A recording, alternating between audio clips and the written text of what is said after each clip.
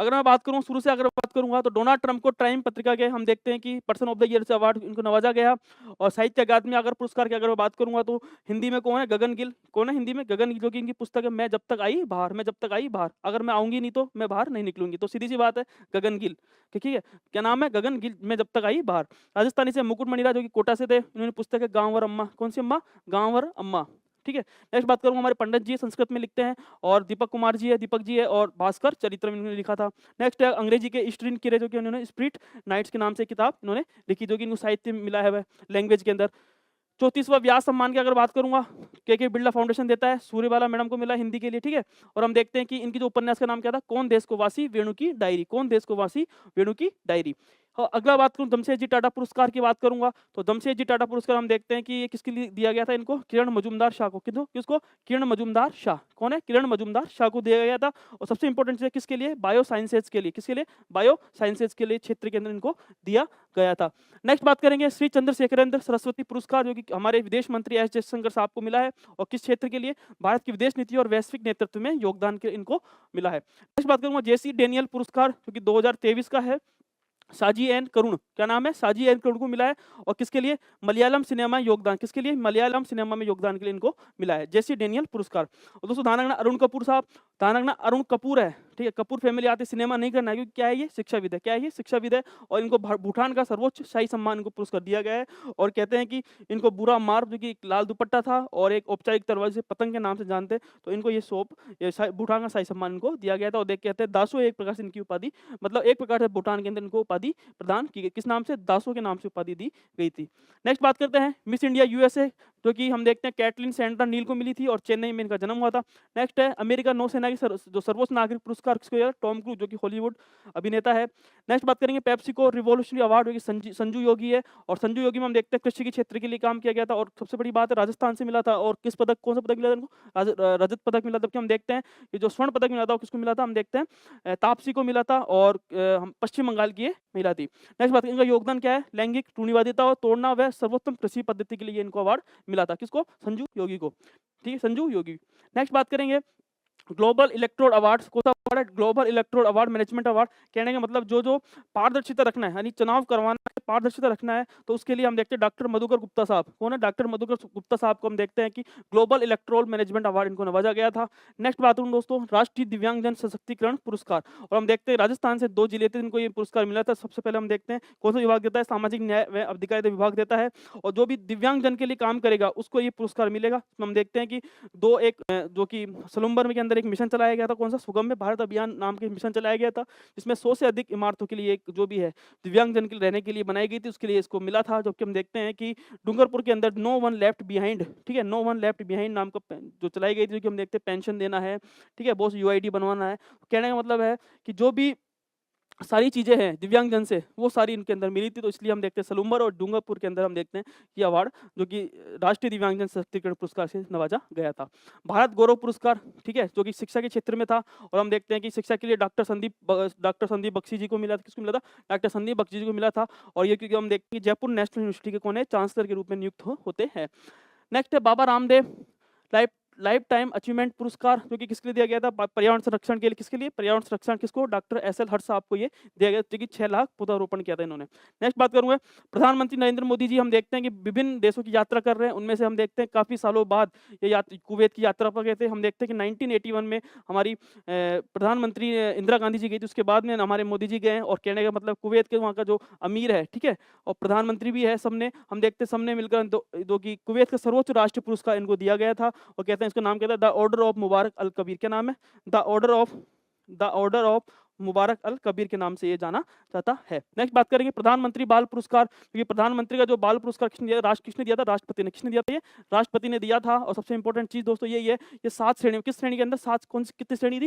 7 श्रेणी थी। और 7 श्रेणी में हम देखते हैं टोटल 17 बच्चों को दिया था। 17 में से अगर बात करूंगा कि 7 तो हम देखते हैं लड़के थे, और जबकि हम देखते हैं 10 लड़कियां थी। और सबसे इंपॉर्टेंट दोस्तों ये अनीस सरकार, क्या नाम था? अनीस सरकार, एक बच्चा था 3 साल का, जिसमें हम देखते हैं कि इनको चैंपियन, क्योंकि एक शतरंज का चैंपियन, जो कि हम देखते हैं सबसे कम उम्र का शतरंज ये प्लेयर था और ये वर्ल्ड चेस के लिए इनको फेडरेशन दुनिया का सबसे छोटा हम बात करूँगा वो अनीस सरकारी था।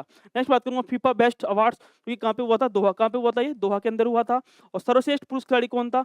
विनीसियस जू। क्या नाम था? विनीसियस जू, जो कि कहाँ के थे ये? ब्राज़ील। कहाँ के थे ये? ब्राज़ील के थे। नेक्स्ट बात करूँगा सर्वश्रेष्ठ पुरुष गोलकीपर, जो कि एमिलियानो मार्टिनेज, ठीक क्या नाम है? एमिलियानो मार्टिनेज, जो कि कहाँ के थे? अर्जेंटीना। कहाँ के थे ये? जो अगर बात करूँ सिद्धार्थ चौधरी, जो कि हम देखते हैं किस खेल से संबंधित है? गोला फेंक से संबंधित है। और जिला हम देखेंगे जयपुर है। और ओडिशा में आयोजित 89वीं जूनियर राष्ट्रीय एथलेटिक्स चैंपियनशिप में इन्होंने कौन सा पदक जीता? स्वर्ण पदक। 19.16 मीटर इन्होंने गोला फेंक कर इन्होंने जीता था। सेकंड अगर बात करूँगा संस्कार सारस्वत, जो कि बैडमिंटन से हैं, जोधपुर के अंदर, ये जोधपुर के रहने वाले हैं। सीनियर नेशनल बैडमिंटन चैंपियनशिप का आयोजन 18 से 24 दिसंबर को हुआ था बेंगलुरु के अंदर। और सबसे बड़ी बात दोस्तों ये है कि पहली बार जब जूनियर चैंपियनशिप जोड़ी ने सीनियर से चैंपियनशिप को इनको हराया था। सुशीला मीणा फेमस है, क्रिकेट संबंधित है। कहाँ की रहने वाली है? प्रतापगढ़, जो कि रामेर तालाब है, दरियावाद की रहने वाली है। और पूर्व भारतीय क्रिकेटर जहीर खान जैसे अपने बॉलिंग एक्शन के अंदर ये चर्चा में रही थी।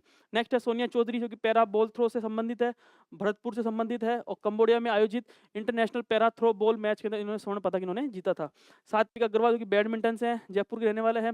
36वीं सब जूनियर राष्ट्रीय बैडमिंटन चैंपियनशिप में इन्होंने कौन सा पदक जीता? रजत पदक इन्होंने जीता था। और कहाँ पे हुआ था? जम्मू के अंदर ये हुआ था। और भानु पूनिया हम देखते हैं क्रिकेट संबंधित है, जोधपुर के अंदर इनका मैच हुआ था। और सैयद मुश्ताक अली ट्रॉफी के अंदर बड़ौदा की ओर से खेलते हुए इन्होंने 51 गेंदों में इन्होंने नाबाद इन्होंने किए थे। दोस्तों ये था करंट अफेयर्स की दुनिया। हाँ दोस्तों, अपन पढ़ रहे थे कि नेक्स्ट है 11वीं राजस्थान राज्य अंतर संभागीय सिविल सेवा खेलकूद, जो कि कहाँ हुआ था? हम देखते हैं कि पटेल स्टेडियम के अंदर हुआ था। तत्वाधान किसके? कार्मिक विभाग था। और टोटल कितने खिलाड़ी? 1078 खिलाड़ी थे। इसमें हम देखते हैं 649 तो मैन, तो 429 क्या थे? वो मैन थे। नेक्स्ट चलते हैं उसके बाद में आगामी जो टूर्नामेंट होंगे वो कहाँ होंगे? सबसे पहले हम देखेंगे विश्व पैरा एथलेटिक्स चैंपियनशिप, जो कि हम देखते हैं नई दिल्ली के अंदर होगा 2025 के अंदर। पुरुष फुटबॉल विश्व कप, जो कि 2034 के अंदर कहाँ होगा? सऊदी अरब के अंदर होगा। जबकि अगर मैं बात करूंगा खेलो इंडिया विंटर गेम्स, ठीक है, जो कि हम देखते हैं 2 बार इनको 2 तारीख दी गई है, एक तो 23 से 27 जनवरी, एक तो लद्दाख में होगा और एक 22 से 25 फरवरी के बीच में हम देखेंगे जम्मू कश्मीर के अंदर ये होने वाला है। नेक्स्ट बात करेंगे अब दोस्तों क्रिकेट की। अगर मैं बात करूंगा सबसे पहले भारत वनडे सीरीज, जो कि क्रिकेट महिलाओं से संबंधित है। भारत दोनों के अंदर क्लीन स्वीप 3-0 जीतती है, 2-0 से जीतती है, ठीक है ना। और स्मृति मंदाना, जो कि हम देखते हैं इनको प्लेयर ऑफ द सीरीज 2020 के अंदर। जबकि रेणुका सिंह ठाकुर, कौन? Renuka Singh Thakur player of the series के नाम इनको बनने के अंदर मिलता है। आर अश्विन, जो कि हम देखते हैं अंतर्राष्ट्रीय क्रिकेट से संन्यास ले लेते हैं। और हम देखते हैं कि टोटल कितने 106 टेस्ट, जो कि 1537 विकेट इन्होंने लिए थे। ये आप दोस्तों देख लेना, ठीक है। मेन चीज क्या है कि अनिल कुंबले के बाद सबसे अधिक लिस्ट जो कि विकेट लेने वाले कौन थे? आर अश्विन ही थे। और सबसे इंपॉर्टेंट चीज क्या है? नेक्स्ट है भारत ने जीता पहला अंडर-19 महिला एशिया कप, जो कि सबसे इंपॉर्टेंट है क्योंकि आयोजन इनका कहाँ हुआ था? कुआलालंपुर के अंदर हुआ था, मलेशिया के अंदर। और कहते हैं कि भारत ने बांग्लादेश को, जो कि महिला टीम है, उसको 41 कितने रनों से? 41 रनों से इनको हराया था। नेक्स्ट बात करेंगे प्लेयर ऑफ द सीरीज कौन था? गोंगादी त्रिशा। कौन था? गोंगादी त्रिशा, जो कि हम देखते हैं इनको प्लेयर ऑफ द सीरीज मिला था। तबकि निक्की प्रसाद, जो कि यहाँ की किसकी कप्तान थी? यहाँ किसकी कप्तान थी? नेक्स्ट है सैयद मुश्ताक अली ट्रॉफी, बेंगलुरु के अंदर हुआ था। और हम देखते हैं कि मुंबई वर्सेज एमपी के बीच में ये गेम हुआ था। और हम देखेंगे कौन जीता था? मुंबई इसके अंदर जीतती है। और प्लेयर ऑफ द सीरीज कौन थे? अजिंक्य राणे साहब थे। नेक्स्ट है बांग्लादेश ने दूसरी बार जीता एसीसी अंडर-19 एशिया कप 2024 का। और संस्करण कौन सा था? 11वां था। और आयोजन तिथि हम देखेंगे 29 नवंबर से 8 दिसंबर के बीच में ये होता है। और इसके अंदर कौन जीतता है? बांग्लादेश इसके अंदर जीतता है। और भारत को हराकर दूसरी बार ये जीतता है। प्लेयर ऑफ द सीरीज कौन था? इकबाल हुसैन। नेक्स्ट है बैडमिंटन की अगर बात करूंगा तो 86वीं, कौन सी? 86वीं सीनियर बैडमिंटन चैंपियनशिप होती है। आयोजन स्थल हम देखेंगे बेंगलुरु। कहाँ पे? बेंगलुरु के अंदर होता है। कहाँ पे? कर्नाटक के अंदर। और कर्नाटक ने रेलवे को 3-1 से हराकर ये जीता है। नेक्स्ट देखेंगे राजस्थान से युगल पुरुष में अर्श मोहम्मद और संस्कार सारथ, जो कि हम देखते हैं इन्होंने एक सीनियर चैंपियनशिप को इसके अंदर हराया था। तो हम देखते हैं यूपी के थे अर्श मोहम्मद। तो नेक्स्ट है गुवाहाटी मास्टर 2024 के अंदर आयोजन का हुआ था गुवाहाटी के अंदर। और भारत की तरफ से कौन? सतीश करुणाकर, जो कि इन्होंने चीन को हराया था। सैयद मोदी इंटरनेशनल 2024 सबसे इंपॉर्टेंट दोस्तों ध्यान रख लेना, ये किस संबंधित है? क्वेश्चन पूछ सकते हैं। सैयद मोदी इंटरनेशनल बैडमिंटन आयोजन स्थल लखनऊ। और पुरुष एकल के अंदर हम लक्ष्य सेन और महिला एकल के अंदर हम देखते हैं पीवी सिंधु इसके अंदर जीतती है। नेक्स्ट देखेंगे, हाँ तो सबसे इंपॉर्टेंट शतरंज क्या है? शतरंज के नाम देखेंगे डी गुकेश। क्या नाम है? डी गुकेश, जो कि कहाँ पे हुई थी? सिंगापुर के अंदर हुई थी विश्व चैंपियनशिप। और इसमें सबसे बड़ी बात यह है कि जी जो डी गुकेश डोमाराजू दुनिया के सबसे युवा शतरंज चैंपियनशिप बन गए थे। 18 वर्ष 6 माह और 14 दिन की इनकी उम्र थी, ठीक है। नेक्स्ट इसमें अंदर ये और सबसे इस टूर्नामेंट में गुकेश 7.5 और लिरेन के 6.5 इसके अंक थे। नेक्स्ट बात करेंगे स्क्वैश में 28वां विश्व स्क्वैश टीम चैंपियनशिप जो कि 2024 में हुआ। कब हुआ था? 9 से 15 दिसंबर के बीच में। स्थान हांगकांग। संस्करण 28वां। विजेता कौन था? मिस्र। उप विजेता इंग्लैंड था। और अगर मैं बात करूंगा भारत विश्व स्क्वैश जो टीम है चैंपियनशिप 5, जो कि हम देखते हैं कि भारत जो कि 5वें स्थान पर आता है और किसको हराकर? हांगकांग को हराकर ये 5वें स्थान पर रहता है। टेबल टेनिस के अंदर पूछ सकते हैं ये वर्ल्ड कप किस संबंधित है? हम देखें टेबल टेनिस से कहाँ हुआ था? ओस्लो के अंदर। कहाँ हुआ था? ओस्लो के अंदर हुआ था। और हम देखते हैं कि भारत टीम एशिया ने और टीम हम देखते हैं टीम एशिया ने टीम वर्ल्ड को हराया था 14-10 से, ठीक है। और हम देखते हैं कि भारत की तरफ से कौन गया था? मनिका बत्रा। कौन थे? मनिका बत्री भारत की तरफ से ये गई थी। Next hockey. हॉकी के अंदर जूनियर एशिया कप जो टूर्नामेंट हुआ था कहाँ हुआ था? मस्कट के अंदर। पुरुष वाला भी यहीं हुआ था और महिला वाला भी यहीं हुआ था। इसमें हम देखते हैं कौन सी थी? 11वीं संस्करण था ये पुरुषों की। उसके अंदर हम देखते हैं भारत पाकिस्तान में हुआ था और इसके अंदर 5-3 से भारत ने जीता था मुकाबला। नायक कौन था? अरिजीत सिंह हम देखते हैं इसके नायक थे और 4 गोल इन्होंने किए थे। 5वीं बार भारत ने जीता है। नेक्स्ट अगर महिलाओं की भी मस्कट के अंदर हुई थी junior Asia hockey tournament. Muscat 9वीं था और हम देखते हैं इधर से कौन था? भारत व चीन था। महिलाओं की तरफ से तो कौन था? हम देखेंगे पुरुषों की तरफ से तो कौन था? पुरुष है, इधर महिला है। अगर मैं बात करूंगा इधर की तरफ हम देखते हैं पुरुष, इसके अंदर हम देखते हैं कि भारत वर्सेज, अगर बात करूंगा तो भारत वर्सेज इसके पाकिस्तान। और इधर अब अगर बात करूंगा भारत वर्सेज चाइना उसमें हम देखते हैं भारत जीतता है। इधर भी हम देखते हैं भारत जीतता है। 3-2 से इधर होता है। और देखिए अगर बात करूँ 5-3 से इधर होता है। तो जीतता कौन? भारत ही जीतता है पुरुष और महिला के अंदर भी। और कहते हैं कि भारत ने दूसरी बार ये खिताब भी अपने नाम किया था। नेक्स्ट बात करते हैं चर्चित खिलाड़ी पवन कामपेरी जो कि थाईलैंड के थे। और कहते हैं कि इन्होंने जो गेमिंग होता है ना, ई फुटबॉल, ठीक है, जो अपन खेलते हैं और गेम कैसे और सामने जो गेम खेलते हैं, ठीक है ना, वो इस फुटबॉल के अंदर हम देखते हैं इन्होंने कौन सा पदक जीता था? कांस्य पदक जीता था। और नीरज चोपड़ा जी की टी शर्ट को कहाँ रखा गया है? विश्व एथलेटिक्स रत्न संग्रह के अंदर इनको रखा गया है। दोस्तों ये था, ठीक है। इसके अलावा अपन वापस से एक बार देख लेते हैं खेल का हो जाता है। और इसके अलावा अगर बात करेंगे चर्चित पुस्तकें तो हम देखेंगे सदगुरु ने कौन सी पुस्तक लिखी थी? Enlightenment a new beginning. Amitabh Kumar ने माई ब्लीड लाइफ, ठीक है। और हम देखते हैं कौशल विकास कार्यक्रम जो हुआ था इसके अंदर हम देखते हैं कि इनका उद्देश्य क्या था कि भारत में रोजगार युवाओं की क्षमता को योग्य नापना और साथ में अंतर्राष्ट्रीय स्तर पर योग्यता को लेके उसका मूल्यांकन करना। दोस्तों ये था। अगर मैं बात करूँगा कौन जारी करता है, तो पहले वी बॉक्स, भारतीय उद्योग परिसंघ, अखिल भारतीय तकनीकी परिषद, और ये सारा ये जो भी सारा ये सब जारी करता है। और मेन चीज़ है कि वैश्विक रोजगार संभावना सर्वाधिक किसके? सबसे पहले अगर बात करूंगा प्रबंधन, स्नातक, इंजीनियरिंग, एमसीए और विज्ञान। और कुछ जो शहर थे जिसमें हम देखते हैं कि पुणे है, बेंगलुरु है, मुंबई, तो हम देखते हैं कुशल जो कि कार्यबल के रूप में ये जाना जाता है। नेक्स्ट है रोजगार उत्सव युवा सम्मेलन 12 से 17 दिसंबर को हुआ था। और इनकी जो मेन थीम थी निभाई जिम्मेदारी हर घर खुशहाली। आयोजन का मारवाड़ इंटरनेशनल सेंटर में था जोधपुर के अंदर। और दोस्तों ये सारी चीज़ आपको दे रखी है। नेक्स्ट है ये आपको मैंने आपको बहुत बार आपको बता दिया है, ठीक है। नेक्स्ट बात करेंगे, हाँ 3 टॉपिक है। महिला सशक्तिकरण योजना है, राजस्थान की स्वास्थ्य एवं स्वच्छता योजना है, और सामसायिक मुद्दों पर भारत के व्यक्तित्व व स्थान। सबसे इंपॉर्टेंट है सुपोषित महाअभियान का 3 चरण कब प्रारंभ हुआ? 27 दिसंबर 2024 को। इस कहाँ पे, कौन से स्थान पे? कोटा व बूंदी। उद्देश्य क्या है इसका? गर्भवती महिलाओं के लिए पौष्टिक आहार उपलब्ध करवाना। कब, किसकी पहल पर? लोकसभा स्पीकर किसके कहने पर? ओम बिरला जी के कहने पर। और चिन्हित किसको किया गया? 45 की उम्र से कम होनी चाहिए।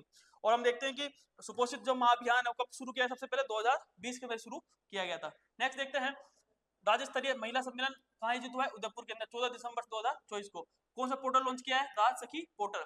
मेन उद्देश्य क्या है कि 45 लोग स्वयं सहायता समूह के लिए राजीव गांधी ई कॉमर्स जो कि ऑनलाइन जो प्लेटफॉर्म उसके द्वारा क्या करे? ऑनलाइन बेच सकेगी। नेक्स्ट है सरस राज सखी राष्ट्रीय मेला जो कि कहाँ हुआ था? जयपुर के अंदर हुआ था। और जवाहर कला केंद्र और संस्था इंदिरा गांधी पंचायती राज संस्थान जयपुर के अंदर। कब हुआ था? 14 से 30 दिसंबर के बीच में। आयोजक कौन है? राजस्थान ग्रामीण आजीविका जो विकास इसका क्या है? आयोजक है। उद्देश्य क्या है? वही महिलाओं को आर्थिक व सामाजिक रूप से क्या करना? सशक्तिकरण बनाना। क्या करना? आर्थिक व सामाजिक रूप से सशक्तिकरण व उन्नत बनाने का काम करना। नेक्स्ट है मरुड़ान अभियान क्योंकि तिथि है 13 नवंबर 2024 को। और बाड़मेर कलेक्टर टीना डाबी जी के द्वारा महिला को सशक्त बनाने के लिए उद्देश्य किया गया है। और हम इसकी सफलता को देखते हुए पूरे राजस्थान के अंदर ये लागू करने का फैसला जो कि विभाग ने लिया है। नेक्स्ट है कालिका पेट्रोलिंग यूनिट्स क्योंकि इसका उद्देश्य महिलाओं व बालिकाओं को कैसे सुरक्षा मिल सके, इसके प्रदान करने के और संरक्षण मिल सके, इसके लिए 150वीं कालिका पेट्रोलिंग यूनिट्स को क्या मिली? हरी झंडी मिली है। और तिथि कब थी? 15 दिसंबर 2024। छठी है फोर्ब्स की सूची है, इधर बीबीसी की सूची है, इसमें हम देखते हैं कि विनेश फोगाट, अरुणा राय और पूजा शर्मा को मिला है। इधर से निर्मला सीतारमण, रोशनी नादर मल्होत्रा और किरण मजूमदार शाह, इनको ये अवार्ड मिला है। कौन सी? फोर्ब्स की सूची में। जारी कौन करता है? अमेरिकी बिजनेस पत्रिका। यूरोपीय आयोग के अध्यक्ष कौन थे? उर्सुला वॉन डेर लेओन, ये इसकी उनको जो कि शीर्ष स्थान मिला है। नेक्स्ट बात करेंगे हिंदुस्तान जिंक द्वारा 31 कितने घर? 31 घर। और सबसे सबसे इंपॉर्टेंट है कहां पर? राजसमंद के अंदर। और किसके द्वारा? हिंदुस्तान जिंक के द्वारा चयनित, जो कि हम देखते हैं तो नंद घर है। क्या है? नंद घर है। वो किस पर काम करती है? चयनित आंगनबाड़ियों को कैसे उसको मॉडर्नाइजेशन करे, ये इनका मेन लक्ष्य है। ये वेदांता जो ग्रुप है उसने ये बाहर उठाया है। नेक्स्ट है राजस्थान स्वास्थ्य एवं स्वच्छता युक्त कार्यक्रम में पहला कौन सा है? मुख्यमंत्री आयुष्मान बाल संबल योजना। कौन सी है? मुख्यमंत्री आयुष्मान बाल संबल योजना में क्या है? दुर्लभ बीमारी जो भी दुर्लभ बीमारी होगी इसमें 18 वर्ष तक का बच्चों क्या मिलेगा? 50 लाख का जो कि है उपचार उपलब्ध मिलेगा। साथ में 5,000 कितने रुपए? 5,000 रुपए का जो आर्थिक जो देखभाल करेगा उसको कितने मिलेंगे? 5,000 रुपए। और इसका अधिग्रहण किसको किया गया? जेके लोन अस्पताल और एम्स जोधपुर को। सेकंड है 100 दिवसीय टीबी मुक्त अभियान कब शुरू किया गया था? राज्य स्तर पर 7 दिसंबर 2024 को। राज्य कितने कौन से जिले थे? 5 जिले थे। कौन कौन से? 12, कोटा, झालावाड़, हनुमानगढ़ और राजसमंद, इसके 5 जिले थे। और भारत के कितने 347 जिलों में ये आयोजित किया जा रहा है। नेक्स्ट और सबसे पहले शुभारंभ का किया था पंचकुला। सेकंड है तीसरा है उपराष्ट्रीय पल्स पोलियो अभियान, क्योंकि हम देखते हैं कि जो पोलियो जो है अभियान है कुछ क्षेत्रों के अंदर, जैसे बांग्लादेश है, देश है, कुछ कंट्री है, बांग्लादेश है, पाकिस्तान से वहां के इनके कुछ मिले हैं। ठीक है, इसमें हम देखते हैं शुभारंभ कब किया गया था? 7 दिसंबर 2024 का राज्य स्तरीय प्रारंभ किया गया है। इसका उद्देश्य क्या था? प्रदेश में 39 जिलों में जन्म से 5 वर्ष तक 87.50 लाख बच्चों को पोलियो की दवा पिलाने का इनको लक्ष्य दिया गया है। नेक्स्ट है हाँ, पल्स पोलियो अभियान कब प्रारंभ हुआ था? 1995 के अंदर। और मार्च 2014 में भारत को पल्स पोलियो मुक्त होने का प्रमाण पत्र मिल चुका है। नेक्स्ट है नवो बाड़मेर अभियान। कौन सा अभियान? नवो बाड़मेर अभियान। इसका उद्देश्य बाड़मेर शहर को स्वच्छ बनाए रखने के लिए टीना डाबी जी ने ये स्टार्ट किया गया। नेक्स्ट है मुख्यमंत्री अमृत आहार योजना। अमृत आहार आते ही हम देखते हैं कि आंगनबाड़ी की होगी, और आंगनबाड़ी कौन से? 3 से 6 बच्चों को क्या पिलाएंगे? दूध। और कब कितने बार? हम देखते हैं 3 बार। कितने बार? 3 बार। एक तो कब? एक तो मंगलवार को, एक गुरुवार को और एक शनिवार को। मंगलवार, गुरुवार और 3 दिन हम देखते हैं बच्चों को, 3 जो आंगनबाड़ी के बच्चे क्या पिलाएंगे? एक दूध पिलाने, मीठा दूध पिलाने काम करेंगे। ठीक है, नेक्स्ट है मुख्यमंत्री आयुष्मान आयोग की जो शिविर है, इस शिविर के अंदर अब 37 कितने 37 जो है जांच है सुविधा कितनी निःशुल्क इसको कर दिया गया है। प्रकृति परीक्षण जो कि एक मोबाइल एप्लीकेशन है। इसके अलावा जो उपयोगकर्ता, ठीक है, आयुर्वेद सिद्धांत पर क्या आधार प्रकृति निश्चित करने में मदद ये करता है। नेक्स्ट है समसामयिक मुद्दों में भारत के प्रमुख व्यक्तित्व व स्थान। पहला है जस्टिस वी रामा सुब्रमण्यम। कौन से नंबर के? 90 नंबर के। अच्छा, राष्ट्रीय मानवाधिकार आयोग के अध्यक्ष इनको नियुक्त किया गया। नेक्स्ट है 2 सदस्यों की नियुक्ति हुई है, एक तो प्रियांक कानून और एक विद्युत रंजन सागी। नेक्स्ट बात करेंगे सेकंड है संजय मल्होत्रा जो कि कितने कौन से नंबर के? 26वें नंबर के आरबीआई के गवर्नर। सबसे इंपोर्टेंट चीज कहां के रहने वाले थे? बीकानेर के ये मूल निवासी थे। और देवेंद्र फडणवीस साहब है, उनको महाराष्ट्र के नए सीएम बनाए हैं। और डिप्टी सीएम है एकनाथ शिंदे। और सेकंड है अजित पवार साहब। जस्टिस मदन बी लोकुर जो कि ये संयुक्त राष्ट्र जो आंतरिक न्याय परिषद है उसके क्या बनाया गया? इनको अध्यक्ष बनाया गया है। और फ्रांस के नए प्रधानमंत्री कौन है? François Bayrou. कौन है? François Bayrou. नेक्स्ट बात करेंगे राजीव मेहता, क्योंकि इनको एशियाई तलवारबाजी परिसंघ के महासचिव इनको नियुक्त किया गया। नेक्स्ट है उस्ताद जाकिर हुसैन साहब, क्योंकि इनको इस बीमारी से इनको निधन हुआ है। कौन से वादक थे? तबला वादक थे। इनका पहला एल्बम क्या नाम था? Living in the material world इनका एल्बम का नाम था। पुरस्कार कौन कौन से मिले हैं? 2023 में पद्म विभूषण, 2002 के अंदर पद्म भूषण इनको पुरस्कार मिल चुके हैं। नेक्स्ट है श्याम बेनेगल साहब, फिल्म निर्माता है। ठीक है, और हाल ही में इनका निधन हुआ है। 2005 में इनको दादा साहब फाल्के जो कि पुरस्कार से नवाजा गया। कुछ प्रमुख कौन कौन से फिल्में हैं? एक तो है अंकुर, मंथन, जुबेदा, भारत की खोज, सरदारी बेगम। ठीक है, महेंद्र सिंह धोनी है जो कि इनको ब्रांड एम्बेसडर बनाया। कौन सी कंपनी ने? यूरोग्रिप टायर्स जो कि है इनको बनाया। जो किस टायर बनाने की कौन सी कंपनी है टायर बनाने वाली? प्रोफेसर कुसुमलता भंडारी जी का हाल ही में निधन हुआ है। और ये महात्मा गांधी दिव्यांग विश्वविद्यालय के अंदर क्या थी? कुलपति थी, जो कि जोधपुर के अंदर है। नेक्स्ट है हमीदा बानो, इसे इनका भी हाल ही में निधन हुआ है। और उदयपुर की क्या थी? उड़न परी थी। नेक्स्ट देखते हैं अंतरराष्ट्रीय धावक है, और 1982 के अंदर इन्होंने एशिया खेल के अंदर 4x400 मिली जो रेल है उनको रजत पदक हासिल किया है। नेक्स्ट है चयन पंड्या जो कि कहाँ के रहने वाले हैं? चीखली जो कि डूंगरपुर के अंदर है। उन्होंने 3.5 इंच का और मात्र 150 से 180 ग्राम वजनी कंप्यूटर इन्होंने बनाया। कंप्यूटर का नाम क्या है इनका? Pocket genius pro. क्या नाम है? Pocket genius pro. नेक्स्ट है प्रमुख स्थान। कौन सा है प्रमुख स्थान? पहला है देश का पहला जियो साइंस म्यूजियम कहाँ पे? ग्वालियर के अंदर। पहला डायबिटीज बायो बैंक चेन्नई के अंदर। तीसरा है विश्व आयुर्वेद कांग्रेस व आरोग्य एक्सपो 10वां सम्मेलन कहाँ हुआ था? देहरादून के अंदर। थीम क्या है? डिजिटल स्वास्थ्य आयुर्वेद का एक परिप्रेक्ष्य। नेक्स्ट है केंद्रीय गुप्तचर प्रशिक्षण संस्थान, जो कि कहाँ पे खुला है? अगरतला के अंदर। नेक्स्ट है 5वां मसाली। कौन सा है? मसाली, क्योंकि देश का पहला सीमावर्ती क्या है? ये सोरगांव है। कहाँ पर है ये? गुजरात के अंदर, बनासकाठा, क्योंकि वहाँ एक जिला बनासकाठा जिला है ना। नेक्स्ट है कि हाँ, इसके अंदर सरकार सूर्य ऊर्जा पर काफी काम कर रही है। तो प्रधानमंत्री सूर्य घर मुफ्त बिजली योजना कब प्रारंभ हुई थी? 15 फरवरी 2024 को। और इसका लक्ष्य क्या था? कि मार्च 2027 तक 1 करोड़ घरों को सौर ऊर्जा प्रदान करना। इसका मेन कब तक है? मार्च 2027 तक। कब तक है? मार्च 2027 तक कितने घर? 1 करोड़ घरों को सौर ऊर्जा प्रदान करना है। नेक्स्ट है रातापानी। नेक्स्ट कौन सा है? रातापानी टाइगर रिजर्व एमपी के अंदर है और इसको 27वां टाइगर मैं बात करूंगा। पहला पॉइंट है भारत के अंतरिक्ष कार्यक्रम। इसके अंदर अपन पढ़ेंगे कि अंतरिक्ष स्पेस यानी वायुमंडल की समाप्ति पर हम देखते हैं कि सीमा के बाद में स्पेस चालू होता है। और सबसे पहले अगर मैं बात करूं, डॉक्टर विक्रम साराभाई इसके जनक थे। और इसरो की पहल, इसरो की स्थापना इन्होंने 15 अगस्त 1969 की समय इसकी स्थापना की थी परमाणु ऊर्जा विभाग के द्वारा। और 1972 के अंदर अंतरिक्ष आयोग व अंतरिक्ष विभाग की इसकी स्थापना होती है। उसके बाद अपन देखते हैं अप्रैल 1975 के अंदर पहला कृत्रिम उपग्रह आर्यभट्ट ने छोड़ा था। इसरो की स्थापना यह है। और पहले जो चेयरमैन थे विक्रम साराभाई, थर्ड है सतीश धवन, जो कि लंबा कार्यकाल था। और वर्तमान में कौन? डॉक्टर वी आर नारायण साहब इसके वर्तमान के अंदर थे। प्रमुख केंद्र कौन कौन से हैं? विक्रम साराभाई स्पेस सेंटर, जो कि कहाँ है? तिरुवनंतपुरम केरल के अंदर है। उसके बाद में सतीश धवन स्पेस सेंटर, जो कि हरिकोटा के अंदर है। राष्ट्रीय सुदूर संवेदन केंद्र, जो कि हैदराबाद के अंदर है। एक पीएसएलवी होता है, एक जीएसएलवी होता है, जो कि एक संचार उपग्रह होता है। तो उदाहरण ये 2000 किलोमीटर तक, कितने? 2000 किलोमीटर तक ठीक रहता है। और ये 36,000, कितने? 36,000 किलोमीटर तक ये मामला रहता है। इसके अंदर जो तीसरा इंजन होता है कौन? लास्ट वाला, वो क्रायोजेनिक इंजन होता है। इसके अंदर 4 होते हैं, इसमें हम देखते हैं सॉलिड, लिक्विड ये चलता है। और भारत के अंदर सबसे ज्यादा यूज कौन सा आता है? पीएसएलवी भारत के अंदर सबसे ज्यादा यूज होता है। नेक्स्ट देखेंगे सबसे पहले स्पेसडेक्स मिशन। ठीक है, स्पेसडेक्स मिशन जो कि स्पेस डॉकिंग एक्सपेरिमेंट है। और डॉकिंग का मतलब क्या? जोड़ना होता है। ठीक है ना। 2 इसके अंदर हम देखते हैं किस रॉकेट से? PSLV C-60। 2 इसके हम उपग्रह, एक तो चेजर और एक टारगेट। एक कौन सा? चेजर और टारगेट। चेजर और टारगेट, एक आप चेजर रखो और एक टारगेट रखो। ठीक है, 2 इसके उपग्रह, एक चोई सहायक पेलोड इसके अंदर है।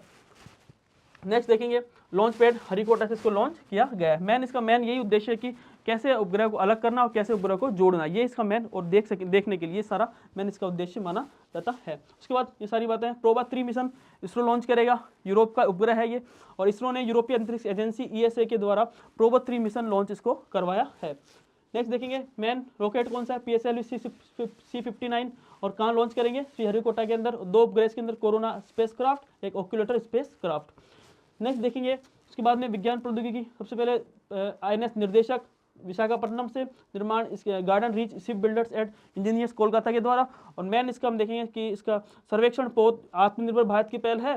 और सर्वेक्षण पोत परियोजना के 4 जहाजों में से ये दूसरा जहाज, जो कि पहला कौन सा? संध्या नाम का था।